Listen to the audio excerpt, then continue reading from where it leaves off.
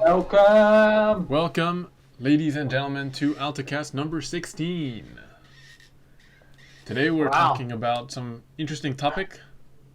that's a big number. Yeah, 16 Altacasts. Joel never thought we'd make it this far. Um, Yeah, man. Today we're I talking thought people, about I thought people loot. would get bored after the first outro. Yeah, it gives us a good chance to just listen to our own voices for an hour every couple weeks. Yeah, we'll keep going as long as we listen to this. All right, so yeah, we're gonna be talking about loot and the process of discovering loot in the game, reflecting currently on what we have, how we plan to evolve it, and the type of content inside the loot you might find.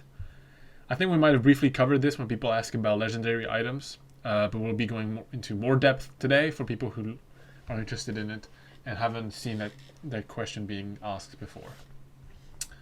So first up, quick update on what everybody's doing. Um, so this is just after patch 57, I think, update 57. Yep. And so in that update post, we mentioned a bit of our process moving towards the release of the forest.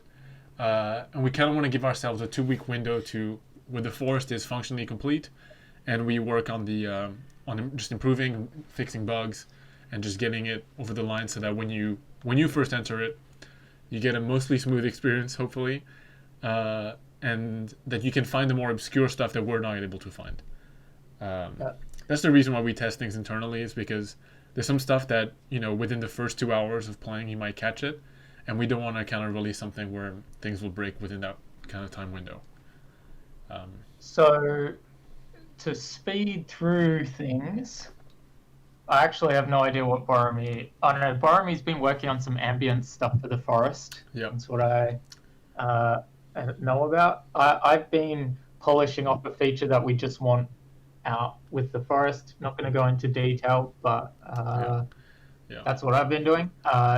Timo's been helping Victor and Serena out with some optimizations. Again, for those who don't know, Victor and Serena are doing some long-term research into optimization, and one of the things they're looking into now, I know, is the way we load in all the assets at boot up can kind of clog people's RAM. So we're kind of looking into that a bit. Yeah. Next on the list is Sol. Sol's been working on some cool things to do with our page technology. Yeah. Right now, each of our recipe pages, for instance, and each of our chiseling deck pages, Boramy manually, he would have duplicated a different page, but he then manually had to add bits in to say, this is going to be 3 logs. And there's 2 problems with that. The first problem is, if Boramy made a mistake, he put 3 logs there, but it actually took 2 logs, there would be inconsistency. Which has definitely happened. Yeah. And the second thing is just a crap load of work for something that should have just been generated. Yeah. So Sol's been working on making it so that we can just give the system a recipe and it can generate the page from it rather than someone having to manually set up a page. So and that'll make our life a lot easier. Yeah, like things like stew values and things like that really benefit from this, because they get changed and tweaked all the time, and so being able to have it display automatically without it needing to be updated just makes our lives a lot easier and hassle-free. So that's what Sol's doing. Sebastian and Tiana are still making cosmetics. There's a really cool outfit Tiana's making that I look forward to. I think it's got I don't know, whenever I see a lot of the outfits and stuff like that, I think about how they can be how they represent a character that you might kind of role play in a way. Where's Tiana's outfit? Yeah, I can't bring up my Discord because I'm using it. But Okay, I'm just scrolling through. I couldn't find it. I can see some of what Sebastian's working on. Something I like about our cosmetic system is not everything needs to be like really generic. Like it doesn't need to be a t-shirt or whatever. So one of the things that Sebastian's been working on right now, it's kind of a unique shape. There's nothing else in the game that follows that shape. So it's cool that um, these sorts of things can exist, and people can really customize not only the colors and the sort of textures of their clothing, but really change up the shape as well. So that's pretty cool. Uh, uh, who is next? Serena, we already talked about with Victor and Timo. It just leaves I Timo. don't know details of exactly what she's working on. And then Tima, the old CEO dude, is he's just CEOing. Yeah. Pretty much. There's business things like. That's what he does. He talks to people with money. Yeah, he goes. I mean, I guess. I don't know anyone. Yeah, we like he checks up on how everyone on the team is doing and like morally and stuff like that, and see how everyone's doing in quarantine. Yeah. Make sure that everybody, feels all right in the head, and yeah. So yeah, we have like social sessions every now and then with everyone or as many people as we can. He's never checked up on me. He's never checked up on me either. Yeah. He checks up on everyone else except me and Joel. But yeah, we're organizing our first catch up in a long time. So it will be cool to catch up with the team. We got to be careful and smart about the way we do things because COVID. But Australia is getting in a fairly good place right now. So yeah, Australia's had it pretty easy compared to more populated countries. Yeah. The joys of being an island. Yeah. An island with barely anyone in it, and it's a big island with barely anyone in it. Yeah, you can screw the 6 foot rule or whatever. You can find a place in Australia where there's 6,000 feet between you and more than that. So yeah, that pretty much covers everyone. Like I'm doing optimization stuff as well actually on the forest, just kind of going through it, checking stuff out, seeing where we can improve things. I think there's going to be, even after we release the forest, we're going to have to kind of do a pass over it with some deeper tech changes to make it more optimized. But right now we're kind of interested in getting it out. We'll see how it runs with lots of people in it. But making sure that the experience is there is another thing that we're kind of like barreling towards pretty much with me and Joel at this point. Yeah, it's worth reiterating. I mean, firstly, there's an FAQ for the forest on Reddit if you want to read it. But secondly, the forest to us is kind of like a container and a platform for lots of content. It's not like a present that's wrapped up and sent and that's the end of it. So there will be iteration, there will be new content, and it will be one of the major areas that we actually have the opportunity to add content to going into the future. So the forest, when it gets released, is going to look very different to a forest in a year's time, for instance. Yeah. So, yeah. All right. So onto the cool. topic, which leads pretty well into some of the things we think about when we're working on the forest, and that's the aspect of looting in the Township Tale. Looting. Yeah. So currently, most of you might be aware that looting involves a lot of, particularly in the caves, you just kind of run down, and you look down at. You just kind of look down at these crates, and then maybe there's stuff you want, maybe there isn't, and then you just move on. Yeah. It's not a super engaging method of finding stuff because you're just kind of like, it's kind of like window shopping almost. There isn't, if you can immediately tell that there's something you don't want there, which means that if we were trying to create danger, for example, around an encampment or something like that, we can't really say that you're going to be there for very long, because it's kind of like this transient process of you just run through, you peek over, and then there's nothing you want, so you just keep going. So part of what we want to do with the game is add some more interesting ways that you have to kind of discover or uncover what this loot is. Like I kind of like the idea of having to like tearing apart a bag or something like that, and like an old raggedy thing, or kind of prying open crates. Well, one example like that is in the game is we've now got the crates that have to be dug out, and the point is you have to. It's not a huge amount of work, but you still need to. Firstly, you need to have the right tools, so you can kind of specialize or make sure someone in your team has the right tools for the job. You have to stand still for a little bit and dig it out, and then do you have to smash open the crate as well? Yeah, you do. So there's a little bit more work involved, and it's not the sort of thing if a Taravada is chasing you, you're just gonna you want to deal with the Taravada first. Whereas with as Boramy said, with the open boxes, like if a Taravada is chasing me, I can still beeline to a box, look in it, and keep running off when it doesn't have what I want, or quickly grab what I want. Yeah. Like there's no the Taravada is not really posing a threat on me because you don't have to stick around. Yeah. You don't have to stick around. Yeah. Yeah. So we're gonna be like and you'll definitely notice this in the forest, that you're gonna be doing a lot more of these kinds of activities, and I think that's gonna be probably part of the enjoyable aspect of the forest for me personally. Is kind of like being this prospector, going around looking for hidden caches of loot in these different methods.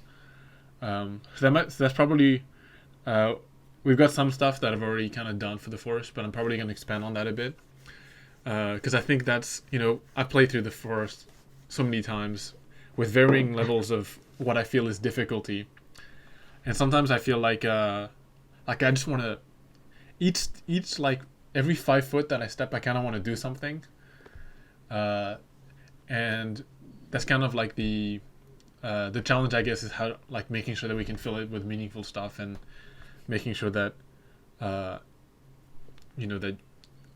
you feel a bit of like agency and danger all at the same time. Like it's a tricky balance. Something like and we've talked about this before. Some of us just want a peaceful walk through the forest. I mean, you can do that, but like, I mean, you'll still be able to have a peaceful walk if you just walk. But if you kind of want stuff, you have to, I've seen some particularly dangerous endeavors Boramy's gone on to try and pick some things. I'm not going to say what they are, but he's picking these things. I know what you're talking about. Yeah. If I say like picking a heart flower is not overly that difficult. Sometimes it's in a tricky location, but picking mushrooms, piece of cake. Picking these things, stuff can go wrong. And it's pretty cool, especially when keep hitting my desk, especially when multiple parts start playing into it, because you have one threat which you're kind of like, okay, I'm very conscious of this threat. I'm going to avoid, this thing getting me. But then suddenly there's other threats that start playing a part, and you're panicking and trying to deal with them. And sometimes the initial threat you kind of lose sight of, because you're like, oh, I've got to avoid these other things. And then like it becomes quite interesting experience to, and obviously you can kind of learn and familiarize yourself and go, okay, I'm going to go for this type of loot. Let me try and look around and assess the situation before I engage with this adventure, because you don't want to die. It's the shit of it. So, but the fact that that's a thing is drastically different to, like, you're consciously, when Boramy goes to pick these things, he's consciously going, I am going to pick these things. It's like a decision he has made. Yeah. He literally, there's like a fork in the road, not literally, metaphorically, where he's like, I can either choose to ignore these, or I can choose to go pick these things. There's no kind of like, oh, I'll pick them on my way sort of thing. No, you're either picking them or you're not picking them. Like that's how it works. And picking them is like the next leg of your journey, where you have to make sure that you get through this like in one piece. It's not something that you can feel like you can pass by. And it is something that I think we'd like to Very bleed different. into the cave stuff, obviously, the cave Yep. experience, so that people feel this, so that you kind of get the same out of that as well. Yep.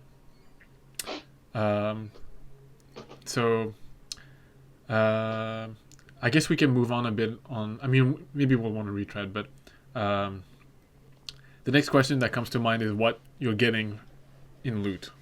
Yeah. So yes, so as Boramy sort of mentioned before, we've had questions about legendary weapons, and it's a very traditional RPG thing. It's worth noting in the previous sort of topic, the main RPG ways of getting loot is killing and opening chests or whatever. So Yeah. it's to us, it's important to not fall into tropes, but to try and expand upon them. And I guess um, the same goes with the type of loot you get. The traditional thing to do is to come across better and better legendary weapons to the point where you're like, oh, well, I have this legendary sword and I have this legendary helmet. But at the end of the day, these legendary things that you've come across are just they're just like firstly, it's almost luck that you own them, and secondly, they're not really yours. They're someone else's, and you found them. Like, well, not another player's, but like that you had no part in the awesomeness that is this helmet. You're just lucky to have found it, um, which is why for us finding resources is so important. So we would much rather have a legendary material than a legendary weapon. And that way, if you save up of this legendary material, maybe you can make your own legendary weapon. And then you can be the one who forged some awesome sword that is well known on the server for being the tyrant sword that some person had, but then someone killed that person, and so they stole the sword. And it's such a rare resource that everyone's like, who has the sword? Like that's a much cooler thing. And to be able to say I was the one who forged that sword rather than I was the one who found that sword in the loot box in the forest, like it's so much cooler to Yeah. forge that sword. Yeah, like essentially for it all draws back to the concept of storytelling in the game, where when you find something and someone asks you where you got it from, the only thing you can say is, "Oh, I found it over there," and maybe there's a bit of a story of how you got there and stuff like that. But I think there's a lot of interest if you say, "Oh, I had to find this piece from there," and then I took it back and studied it at the library to find out like what it's used for. Then I went and searched other items and crafted into this like masterpiece. And that's going to be the good thing about that is when we create something that we consider legendary tier, it bleeds back into the crafting systems and things that you're doing on a general basis. But it still allows us to have these kind of like super high tier like weapon drops and stuff like that if they can come back through the system. It's worth noting now, I don't think we're going to have any legendary, as far as I'm aware, correct me if I'm wrong. Yeah, no. I mean, maybe don't correct me if you want it to be spoilers, but as far as I'm aware, there's nothing legendary material-esque currently in the forest version that we're working on. It's something that might come in the future. What I will spoil is the fact that there will be kind of more legendary than average weapons coming to in this update. So it's like when you see these things, you'll be like, damn, these are cool, but then they're still not as legendary as where we potentially will go in the future. Yeah. But yeah, there will be some cool changes coming in that sort of realm of things. And it actually ties very well into today's topic of looting as well. So like there'll be new things that you might actually aspire to go out and collect, especially for the sake of forging your dream weapon. So Yeah. Which I think will be quite interesting to see how people sort of, I don't know, take that and see where they can go with some of these new things. Yeah. Yeah. Yeah. There's a uh, yeah.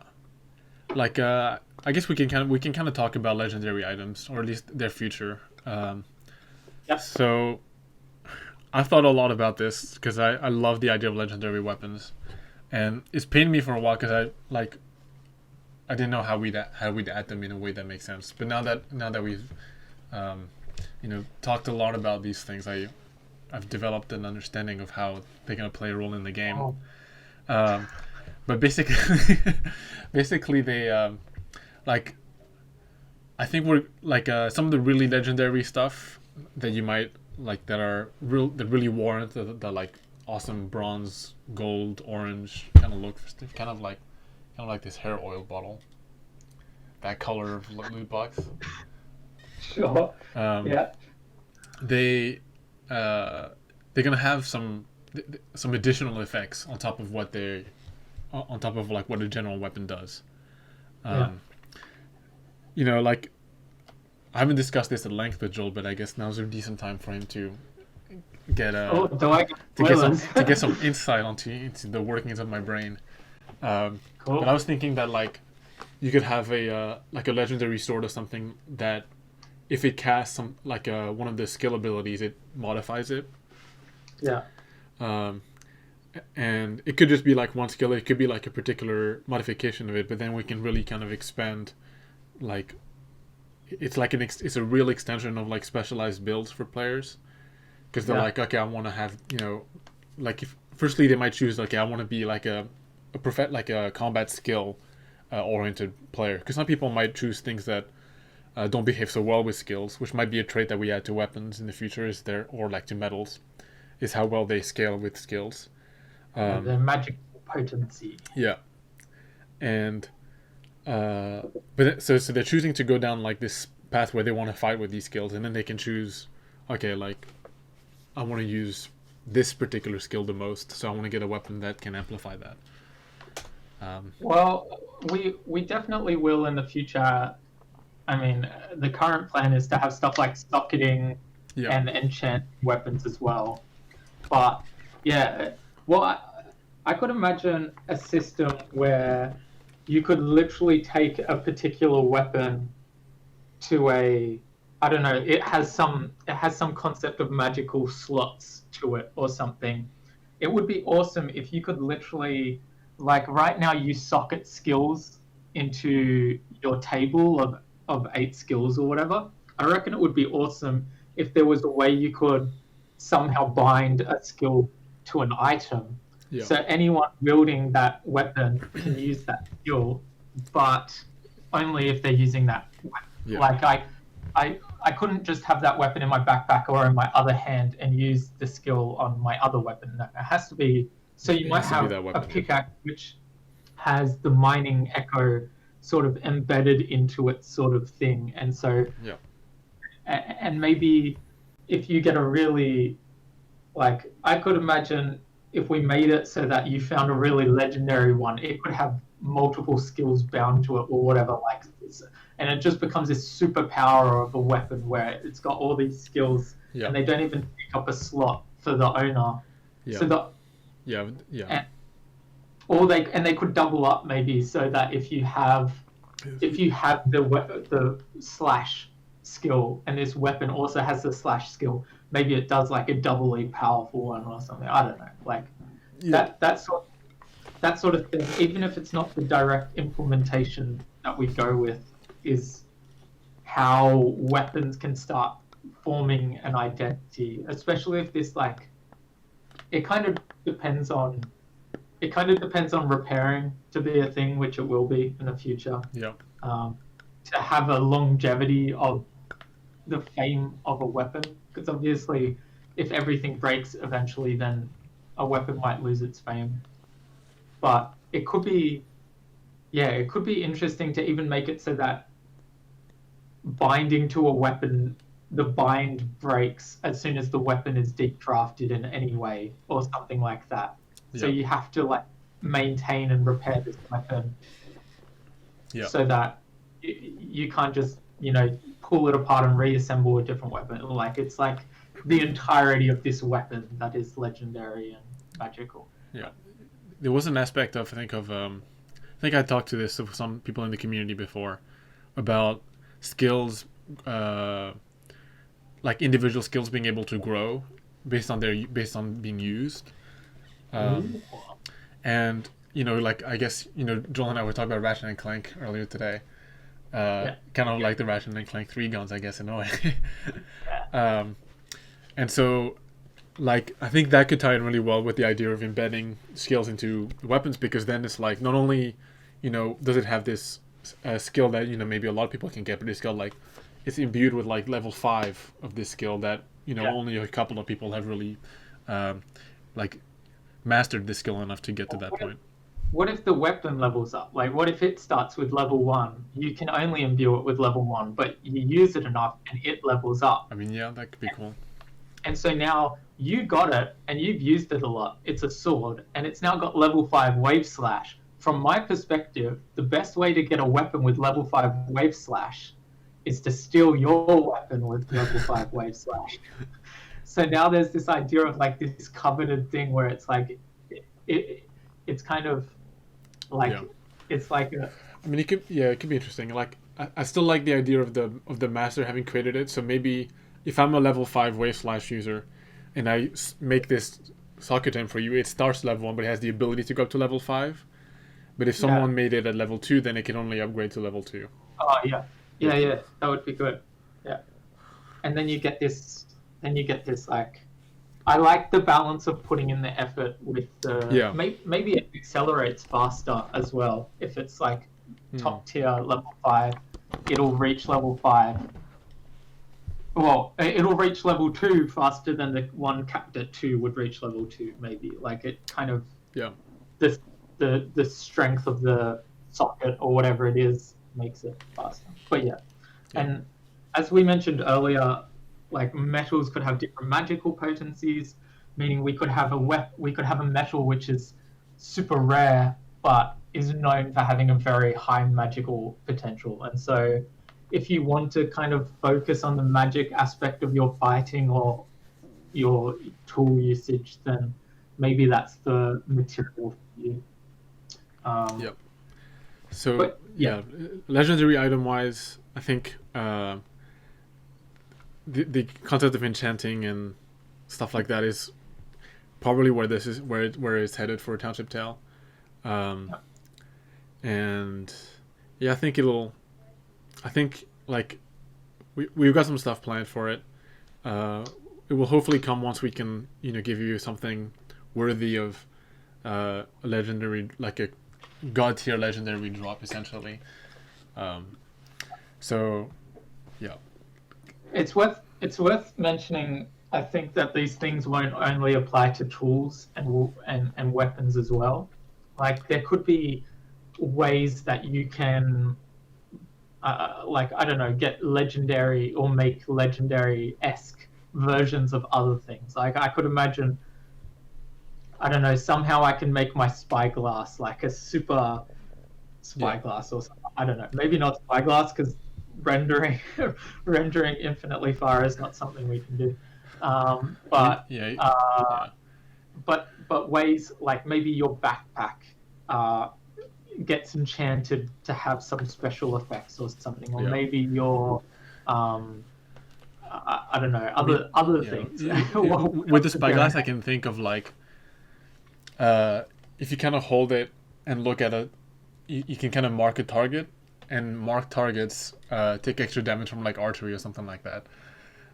or an ethereal quiver where it's got infinite arrows, but they're like, I don't know, there's some sort of downside. They're weaker arrows, but it's like maybe they're super good for a particular type of, like, I don't know, something about like those sorts of things, which could mean that you have someone on your server who's got the ethereal quiver, and so they don't have to worry about arrows. They don't do heaps of damage. Like, it's not like they're OP, but they've got some sort of cool quirk to their get out that makes them stand out as unique in that sort of way. Yeah. But yeah, Okay. that's a pretty solid half an hour we got there. So that went by way faster than I thought it would. Time flies. So we're gonna be right back. We're gonna move on to the Q&A, where we answer some of your questions from last week. Stay tuned for that.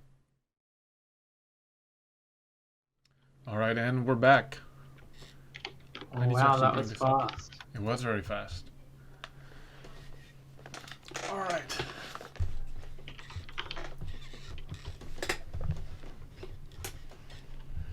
Okay, do you want to start us off?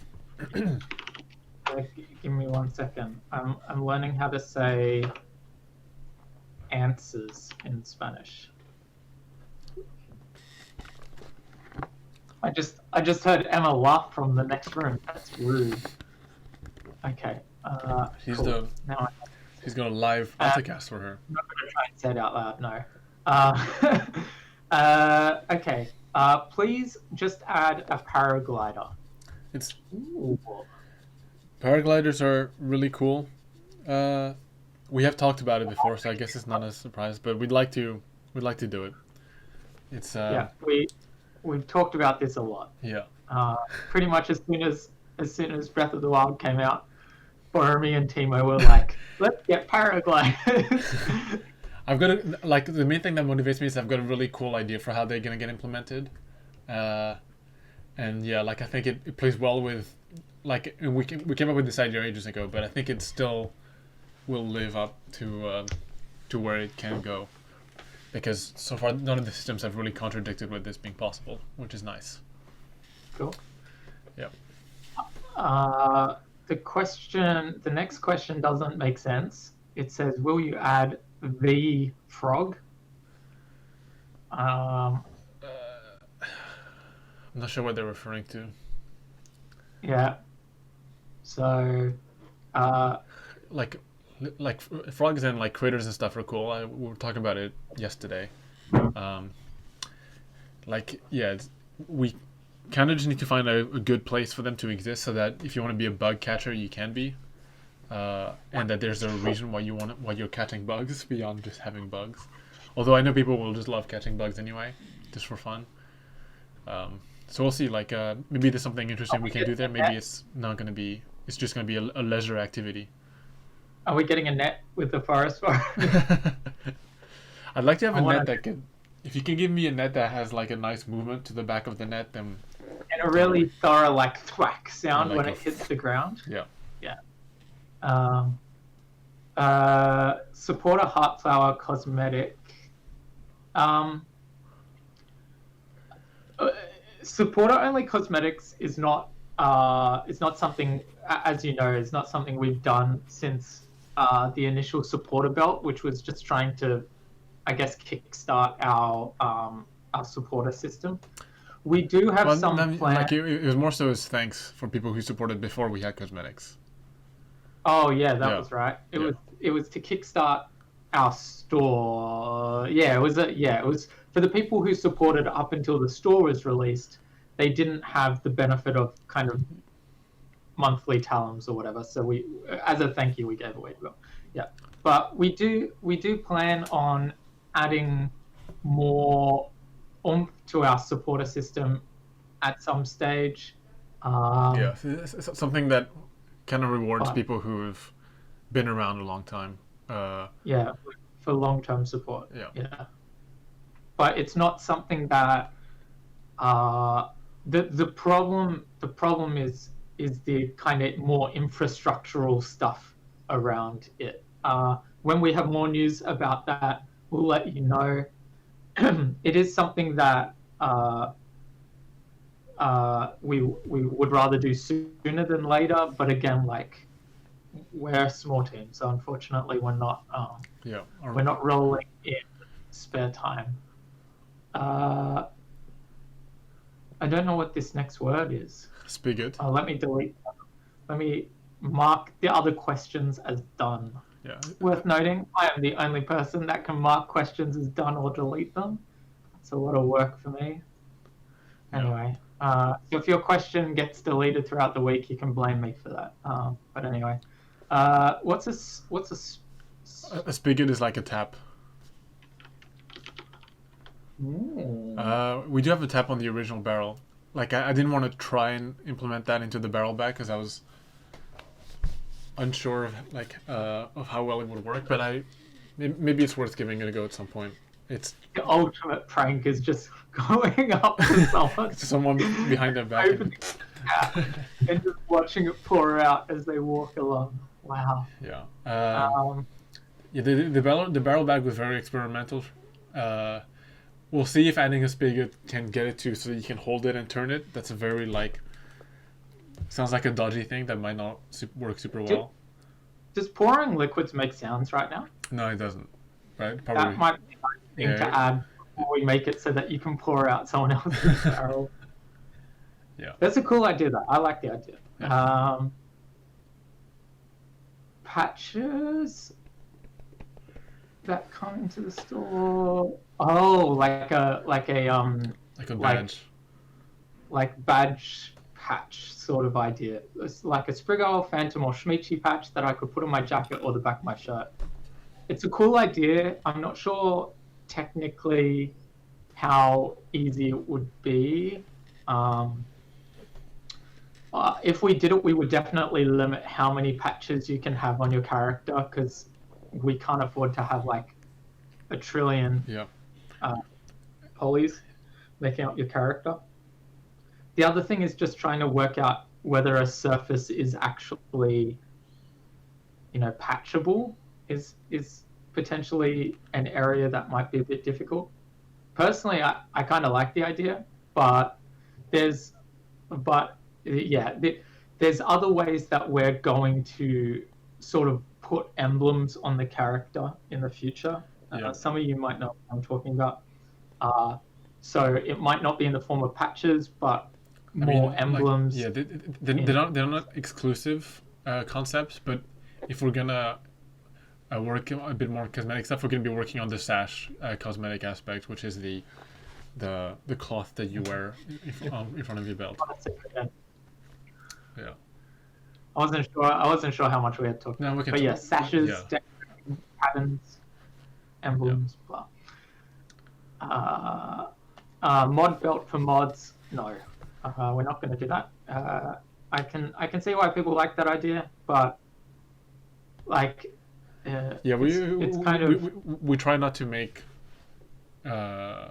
cosmetics that are just for like admins or us or anything like that, because it's kind of slightly self-serving in a way.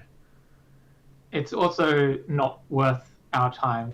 Like we have so many things that our artists could be working on. The reason, as you know, we spend a lot of time working on cosmetics, and the reason for that is because without cosmetics, everything else couldn't exist. Like fundamentally, we need money to run the company. But to put an artist, therefore, on a cosmetic that has no real benefit in the grand scheme of things, it's just wasting that artist's time for the most part.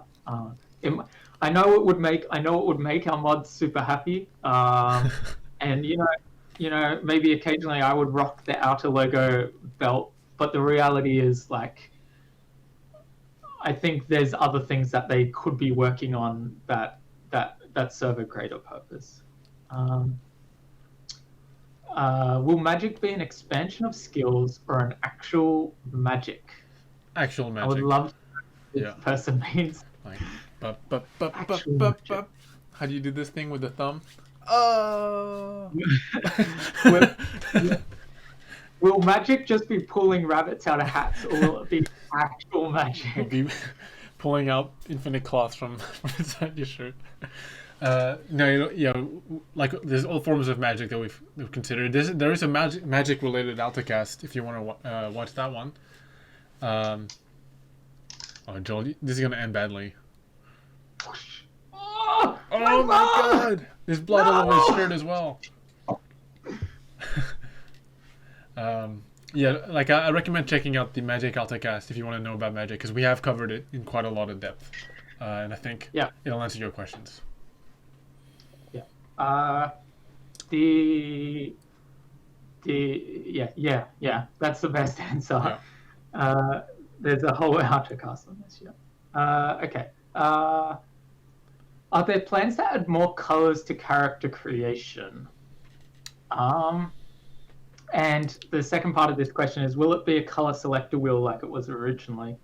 Um, Um, yeah. Boramy's mentioned that he's thought about changing some of the colors, like tweaking the color There's palette. some colors that we want to tweak, but it's probably not going to be a like we haven't discussed it about it becoming a color selector wheel. The original color selector wheel is actually not a great color selector wheel because it didn't cover the entire like spectrum with saturation and hue and stuff like that, and like lightness. No, like lightness and saturation weren't covered in any shape or form. It's worth mentioning as well that the way that the current colors work, there's 48 colors, but each color is actually 3 colors. Each color is actually a gradient. So you might notice when you paint some things, they take the darker end of that gradient or the lighter end, or they kind of go between them. Yeah. So there's a little bit more work that goes into, it's not simply a color, and the darker end of that gradient isn't simply a blacker version of that color and the lighter one being a whiter version of that color. There's actually been some manual artist work going into making that gradient look aesthetically pleasing. Yeah. So to simply say, let's pick a color on a color wheel doesn't really work, because at the end of the day, we're not simply, it's not simply a color. It's actually quite a it's 3 colors with varying values across the spectrum. The other thing is these colors have been chosen to provide variety, firstly, but secondly, kind of create a little bit of a standard so that when you see pictures of a Township Tale, it's not someone who has literally picked the yellowest of yellows to paint their entire character with. There's always going to be some level of consistency and aesthetically viable color paletting going on there, which kind of, it might take a little bit away from customization, but at the end of the day, it means that your character is going to look nice in the game without you having to stress about hitting. Like you can be me. You can have my eye for color, and you can still make a character that's going to look okay. You don't need to have Boramy's eye for color to make a character that kind of works well together. Yeah. To answer the question though, Boramy, will we ever have more colors, or are you likely to... We may have more, but there's no plans. So it's like it's not out of the question, but it's not really happening anytime soon. Oh goodness, a lot of cosmetic questions. Yeah, there's a lot of cosmetic questions. This one's about face manipulation tools. It's lip so people can look skinnier, chubbier, rounder, or more narrow. We did do some mild experiments with that in the past. It's nothing too drastic from what we resulted with, and it may still happen. It's just a matter of, I guess, doing it. And again, and this will be a thing that's not monetized as well, probably. Kind of like how body types and skin color and stuff are not monetized. I 100% want face shapes. I think it would add a lot to the game. But again, I reckon sashes would come first before this. Chances are, unless it's something that proves to be a lot less work. It could happen at the same time. Yeah. Another, actually not cosmetic related question. It starts with the context that cosmetics won't make players look like other races. Will there be in-game events or mechanics that might do so, such as the vampire-like curse you mentioned in one of the early Altacasts, or from a long quest line journey in the form of a blessing or something I like see. that. Now you're thinking with portals. Oh,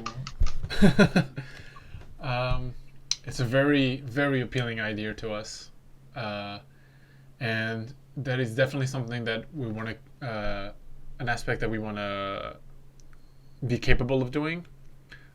Which, like in the future, like maybe it won't happen, maybe it will. Uh, we really want it to in some ways, and so that's what we're keeping that sanctity of yeah. uh, of the character cosmetics. we, yeah, we've talked about all sorts of things in the past, from like infections Yeah, to like like if you I mean if you're sick or if you have a cold or something, your skill pills up in some ways and things like that. yeah, and curses that mean you can't go out at day, and Yeah, uh, things which make you want to actually avoid another player until you can find a cure for them or rid them of a curse or something. yeah, Like those sorts of things, which really mix up the social dynamic, but also change the way you play, because suddenly your goal for today is different. Your goal is to get rid of this curse, or your yeah. goal is to blah blah blah. Or maybe Those you sorts, just live with these curses that you have and like yeah, and you're okay with it because like things might have some benefits. Like it's kind of like a condition, I guess, that you might yeah. have, or like a and so you know Maybe you have night vision, yeah. you can't go out in day anymore, but your whole your whole server decides to become mind dwellers and night dwellers, Yeah. and that's just how you live and how you play the game. And so And you have to occasionally, like maybe there'll be mechanics to support it on top of that, like you can do a ritual that kind of prolongs night a little bit, like makes it so you reduce daytime a bit so you can live longer, and that's a thing you have yeah, to attend like every week. You have to attend you have to attend the ritual to keep nighttime around. yeah, to keep the to sway the. What are you doing in this situation? Are you slowing the Earth's rotation, or are you speeding up the? Maybe you're changing the entire axis of the planet, Yeah, so that you're and then you have to do an opposite ritual in the opposite season to get it back because you want it to be the other way if you want to stay yeah, night. sure. Uh, um, wish list system for cosmetics, so that you can save all the things you want to have in the future when it comes back into rotation if you can't get it at the moment. I see value there. This is related to the question as well of looking up old cosmetics. Um, uh, Overall, like obviously from a monetary perspective, it's not bad for us if people have notifications when the cosmetic they want comes out. So I don't see a I don't see a downside to this system either. Um, I think it's just a matter of working on it and getting it done. And getting it Obviously, all look these pretty nice as well. Yeah. take work, and getting notifications. You'll notice literally nothing in the game gives you a notification right now.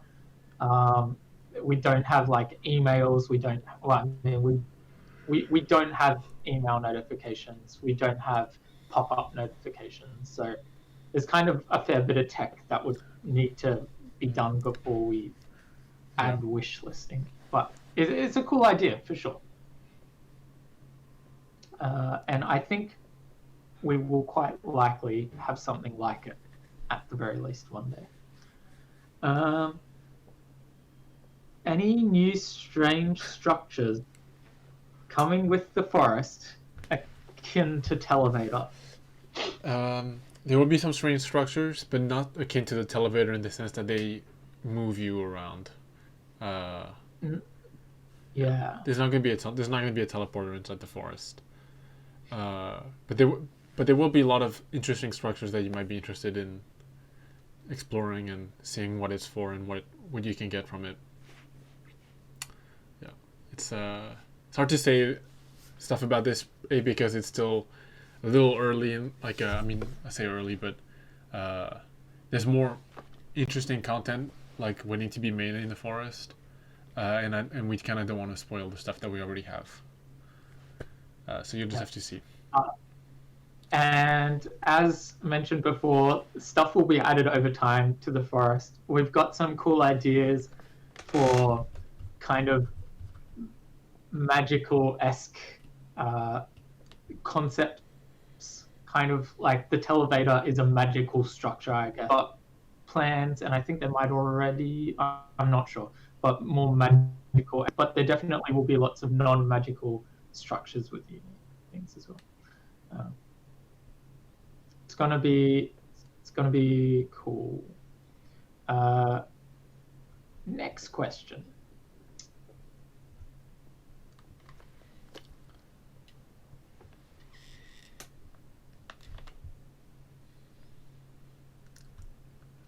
Which one are you going for? Sorry, I'm reading. I should stop reading. This is like I was a bit confused because this question says once hunger is revamped, so maybe it was asked before. Oh yeah. I don't know, but once hunger is revamped, are you planning to give intensive for long trips, long enough that you have to prepare food during the trip to the forest mine so that a diversified teams can get better rewards than the same about solo players doing a trip each? I think I might have read it's like there's not gonna be a very meta method, like a way for us to give better rewards, based on like a team composition. But we do want to have areas in the game that are going to be a bit more arid in terms of its potency with food and things like that, where you do have to travel with stuff that you've prepared beforehand, and with the kinds of challenges along the way that would require people with different things, with like different. Yeah, we might also have skills for, like, people have asked a lot about skill trees for cooking. We might have skill trees for some form of cooking in the future as well, which would therefore mean anyone who's spec'd in that thing will have benefits to any cooking you do on the go, potentially. So skills and equipment are two of the big things that are going to kind of determine what makes a good or bad squad of players. Yeah. When will the Phantom Guard be fixed? One day. Yeah. When you say 70% is done, assuming this means the forest, does that include doing the rest until the update, or how much do you want to add after the update? I think we're 70% done to the update is what I meant. Yeah. And then infinite time, infinite time for the rest of after the forest is released. 90% of the forest is going to come up post-release. No, like the point is, from that point on, there's infinite potential to add content. So, yeah. What would the new Shmichi AI be like from the roadmap? All that is saying we have a roadmap. This person's seeing that we've got migrate Shmichi to new AI, and all that means is right now it's using the original AI system that we developed, and it was never migrated to the new AI system that we developed. The benefit of the new one is it has a better awareness of surroundings, I guess. It can respond to things, like it could run away from a Spriggle, for instance, or whatever. The initial migration probably won't change too much about how they behave. It's just going to be less performance heavy. So right now it's using the old system, which lags a little bit, and the new system's just better performance. That's all. But it does mean we could add new behaviors to it in the future more easily. Yeah.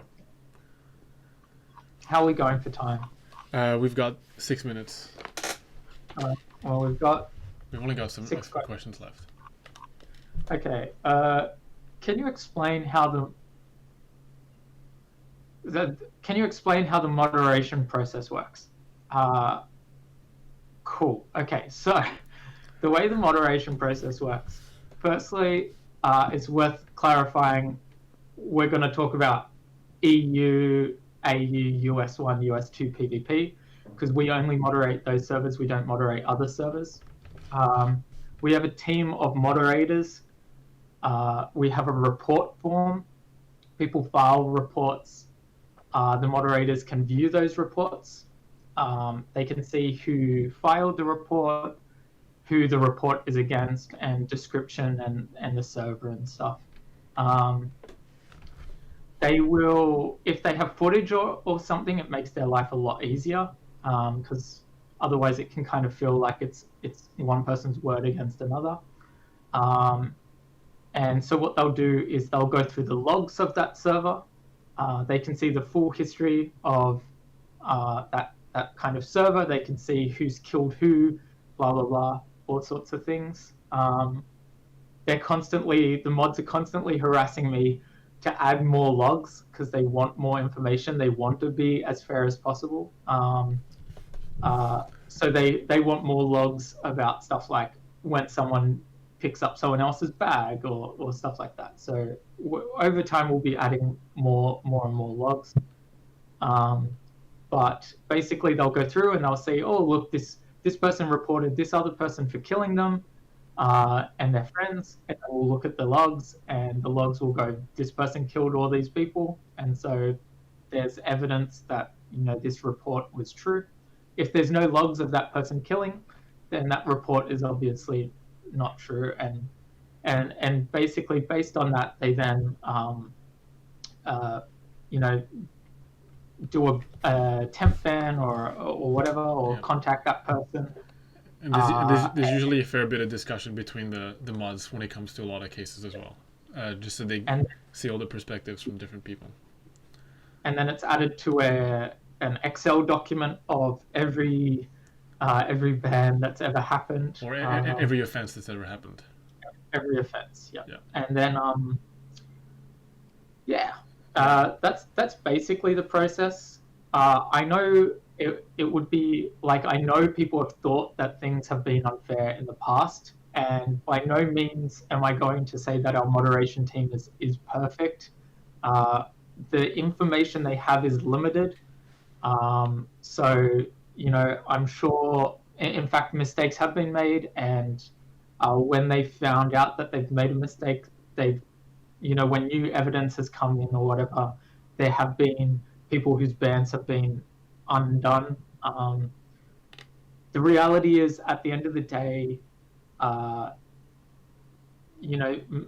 mistakes will happen, regardless of who the moderators are. What I can say is, if for whatever reason you have anything against one of our mods, like if you didn't want to deal with our mod team, that is an option. Just don't play on the public servers. Go play on a community server.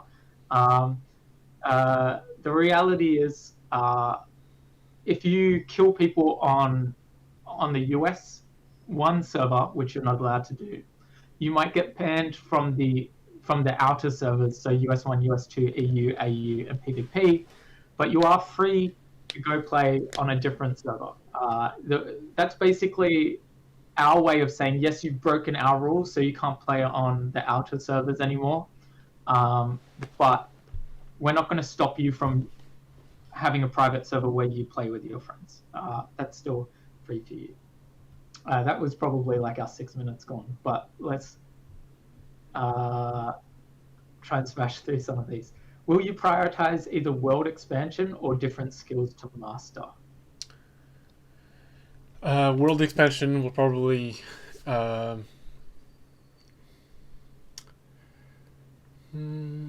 like I can think of things like different professions being added that could be worth people's time. But I think world expansion is the main thing right now because it'll justify a lot of the things, a lot of the people who are already masters and stuff to have something to like output their skills and effort against. So probably world expansion first, and then later on more skills. all of this is going to be reassessed at each step as well. And we're happy to hear your feedback. Obviously, forest is like the big first step to our world expansion. Will house building be similar to changing your cosmetics in game? No. This is a long question, but it's suggesting that teleport stations take players to their own land plot, where the player is able to build their homes. Yeah, so like it's pretty much whether homes are teleported to an instance, and they mentioned that if we're able to build homes anywhere on the server, the game would get ugly because of unfinished and trash builds.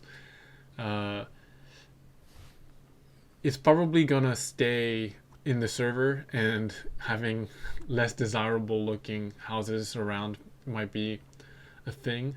But that's another, like, I think the situation on the Alta servers is going to be very different to the community servers, because we see so many new people come in and out constantly. So there may be a different building structure for our servers compared to the one that you can host for yourself and your friends or with your community. Right now, the design in my head is that it's plot based and it's rent based. So you pay to have a plot, meaning if you're not going to make the best use of your plot, you probably don't want to be paying that rent price. When I say rent, I mean in-game coins, not real money. So if it's as low as 10 coins a week or something, you still probably don't want to spend that 10 coins if you're not going to make the use of that plot. And also, you're going to run out of coins if you don't play on that server at all. Meaning... like if you don't pay your rent, basically, you lose ownership of the house, and then people can take it. Someone else could choose to adopt the plot and start paying rent, and then they could finish off the house that you were building, or they could whatever. But the point is, it kind of fixes itself out in the sense that people aren't going to want to, leave their house half done. But also, there's ways we can balance this to even enforce that a little bit. Like, we could say, while you're renovating, like, if any of the walls aren't finished being built, rent is going to be higher. And so it sort of incentivizes you to, like, do small renovations or expansions rather than leaving something unfinished for long durations. And also, the important thing there is it's plot based, so you're not going to have someone build a house meters in front of spawn or anything like that. Also, one other thing that person asked, armor's not coming with the forest update. Will there be a system to make dying deep in the mines more forgiving? Well, I mean, house building when it comes out will mean that you have somewhere to store your stuff. There's also like we have talked a bit about like a system that kind of keeps your stuff a little safe when you die, but it's unsure whether or not that will come through. So but I think houses will play a big role in this. In general, use the televator. It's there to try and exactly help with this problem. I know, it's cheaper now. I was going to say, I know it's not perfect because sometimes it's not stocked up, but the reality is now if you have crystals in your lockbox, you can always quickly teleport down to a layer. It could be nice if there was a way for you to know exactly which layer it was. Like if you come across a televator, maybe it would be cool if there was some markings that told you which televator layer it is or something. But if you teleported down to 60 and then you died a couple layers later, you know the general realm where you're at. Finally, will you add a watch that can tell the time of where you are in the world? With a feature that can switch between time zones in game, I think it's a way to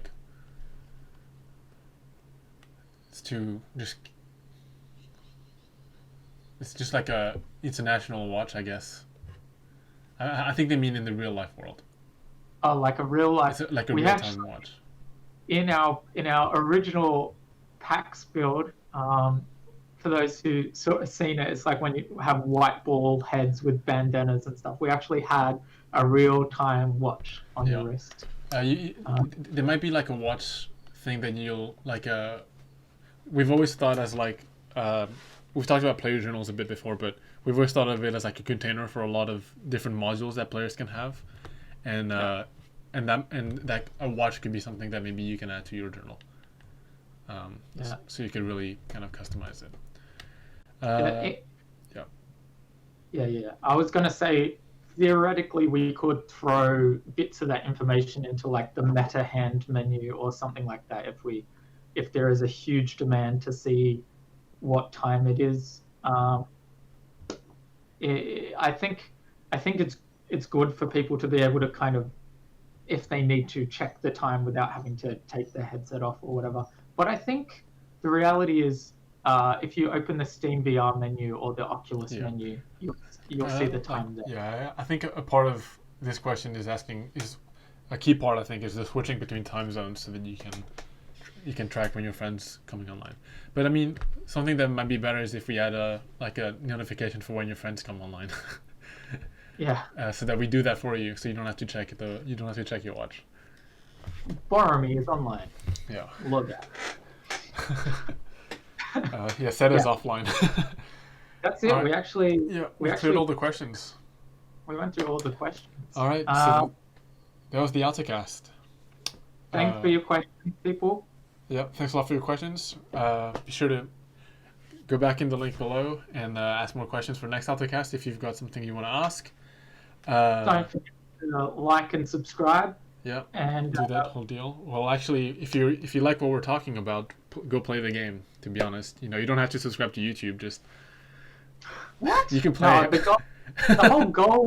The whole reason we made Township Tale was to try and get a YouTube start channel. Our YouTube life. Yeah. Have a good week, people. Bye bye.